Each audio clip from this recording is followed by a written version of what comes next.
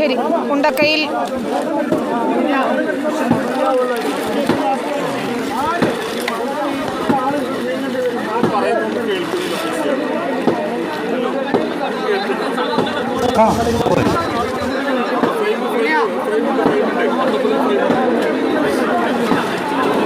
മുണ്ടക്കയിൽ സുദേവന്റെ വീട്ടിൽ നിന്നുള്ള ദൃശ്യങ്ങളാണ് കാണുന്നത്. അവിടെ ഇപ്പോൾ കോൺക്രീറ്റ് കട്ടറുകൾ എത്തിച്ച് രക്ഷാപ്രവർത്തനം നടത്തുകയാണ്.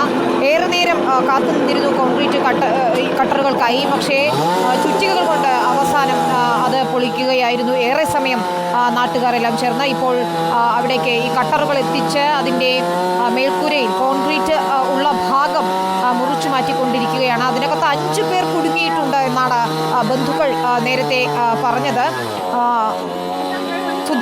ഇന്നലെ മുതൽ സുദേവന്റെ ബന്ധുക്കൾ നമ്മെ വിളിച്ച് അന്വേഷിക്കുന്നുണ്ടായിരുന്നു അദ്ദേഹത്തെയും കുടുംബത്തെയും കുറിച്ച്. ഏറെ ശ്രമകരമായ ഒരു ദൗത്യം എന്ന് പറയണം. ഈ നാട്ടുകാരും അവിടെ എത്തിയ NDRF പ്രവർത്തകരും NDRF സേനാംഗങ്ങളും എല്ലാം ചേർന്നുകൊണ്ട് ഏറെ നേരം പണിപ്പെട്ടാണ് അതിൻ്റെ മുകളിലെ ആസ്പെറ്റോസ് മേഞ്ഞ ഷീറ്റ് വലിച്ചു മാറ്റിയത്. ആ ദൃശ്യങ്ങൾ നമ്മൾ കണ്ടതാണ്.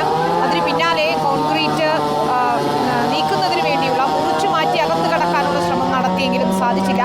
ആ വീടിൻ്റെ മോൾഭാഗമാകെ മണ്ണിടിഞ്ഞ് വീണ് തകർന്ന നിലയിലായിരുന്നു. അങ്ങനെ മണ്ണ് മൂടി കിടക്കുകയായിരുന്നു വീട്. അതിനകത്ത് എന്താണ് സ്ഥിതി എന്നറിയണം. 5 പേരാണ് അവിടെ കുടുങ്ങിക്കിടക്കുന്നത്. അവരിലേക്ക് എത്തുന്നതിന് വേണ്ടിയുള്ള ശ്രമങ്ങളാണ് നടത്തിക്കൊണ്ടിരിക്കുന്നത്.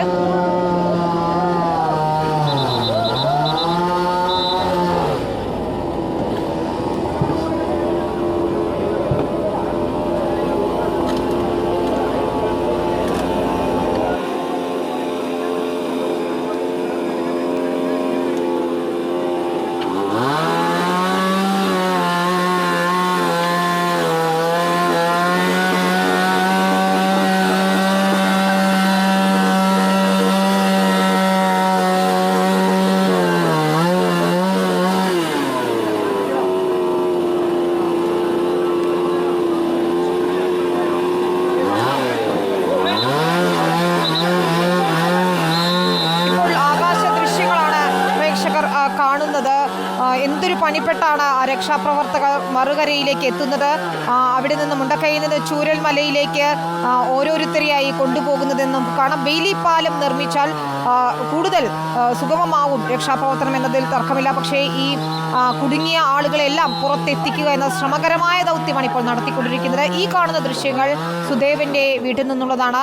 നമ്മൾ രാവിലെ മുതൽ ഈ വീട്ടിൽ നിന്നുള്ള ദൃശ്യങ്ങൾ കാണിക്കുന്നുണ്ടായിരുന്നു. അത് ഈ വീട് പൂർണ്ണമായും തകർന്ന നിലയിലാണ്.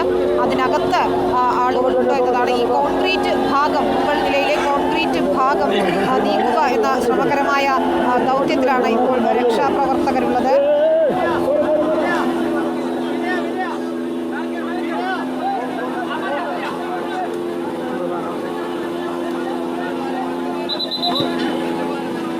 ഇത് മുണ്ടക്കയിൽ നിന്നും ചൂരൽമലയിലേക്ക് ആളുകളെ ഈ നീർച്ചാൽ ഈ പുഴയുടെ ഭാഗം കടത്തി കൊണ്ടുപോകുന്നതാണ് രക്ഷാപ്രവർത്തകർ. NDRFിൻ്റെ നേതൃത്വത്തിലുള്ള സംഘം, NDRFും പോലീസും ഫയർഫോഴ്സും എല്ലാം ചേർന്ന് ഒരു സംയുക്ത ഓപ്പറേഷനാണ് അവിടെ നടത്തിക്കൊണ്ടിരിക്കുന്നത്. സൈന്യവും ഉണ്ട് ഈ സംഘത്തിൽ. കുത്തൊലിച്ചു വരുന്ന ഈ വെള്ളത്തെ മറികടന്നു വേണം രക്ഷാപ്രവർത്തകർക്ക് ഈ ഓരോരുത്തരെയായി മറുകരയിൽ എത്തിക്കാൻ. നമുക്ക് കാണാം അവർ കൂട്ടമായി ചേർന്ന് നിന്നുകൊണ്ട് ഒഴുക്കിൽപ്പെടാതെ ഓരോരുത്തരെയായി കയറിൽ പിടിച്ച് വടം പിടിച്ച് മാറ്റുകയാണ്. അതിനിടയിൽ ആ താൽക്കാലികമായി നിർമ്മിച്ച ആ പാലം പോലുള്ള സംഗതി അത് ഒരു താൽക്കാലിക സംവിധാനം മാത്രമാണ്. അത് തകരാനുള്ളൊരു സാധ്യതയുമുണ്ട്. ഈ മലവെള്ളപ്പാച്ചിൽ പോലെ വരുന്ന വെള്ളത്തിൽ എന്നതാണ് പ്രശ്നം. അവിടേക്ക് ബെയിലി പാലം നിർമ്മിക്കാൻ സന്നദ്ധരായി സൈന്യം എത്തുന്നുണ്ട്.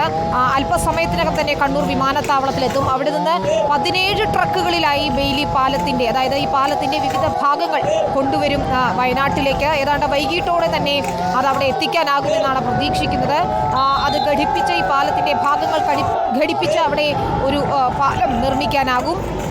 അതോടുകൂടി കുറച്ചുകൂടി രക്ഷാപ്രവർത്തനം കാര്യക്ഷമമാക്കാൻ കഴിയും. ഇത് നമ്മൾ അല്പം മുൻപ് കണ്ട ദൃശ്യങ്ങളാണ്, ഹെലികോപ്റ്ററിൻ്റെ ദൃശ്യങ്ങളാണ്. ഇപ്പോഴിതാ സുദേവൻ്റെ വീടിൻ്റെ മുകൾ ഭാഗത്തെ കോൺക്രീറ്റ് ഏറെക്കുറെ പൊളിച്ചു മാറ്റാൻ കഴിയുന്നുണ്ട്. സൈന്യത്തിലെയും സന്നദ്ധ പ്രവർത്തകരും എല്ലാം ചേർന്നുകൊണ്ട് ഈ കോൺക്രീറ്റ് കട്ടർ ഉപയോഗിച്ചുകൊണ്ടാണ് ആ ഭാഗങ്ങളൊക്കെ നീക്കുന്നത്.